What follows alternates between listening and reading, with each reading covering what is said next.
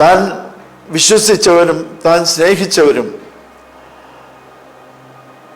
തന്നെ പിൻചൊല്ലും എന്ന് താൻ ആഗ്രഹിച്ച് വിശ്വസിച്ചവരുമായ പലരും ശ്രേഷ്ഠ ബാബാ തിരുമേനിയെ മുമ്പിൽ നിന്നും പിറകിൽ നിന്നും കുത്തിയതായ ആ അവസ്ഥ ധരിച്ചുകൊണ്ട് ബാബാ തിരുമേനി ഒരിക്കലും എന്നോട് പറയുകയുണ്ടായി, മോനെ, എനിക്കായി കെണികളെ മറച്ചു വെച്ചിട്ടുള്ള പ്രശംസക്കാരുടെ കൈകളിൽ നിന്ന് എന്നെ രക്ഷിക്കണമേ എന്ന് ഞാൻ എപ്പോഴും പ്രാർത്ഥിക്കും. മോനും പ്രാർത്ഥിച്ചോളാൻ പറഞ്ഞു എന്നോട്.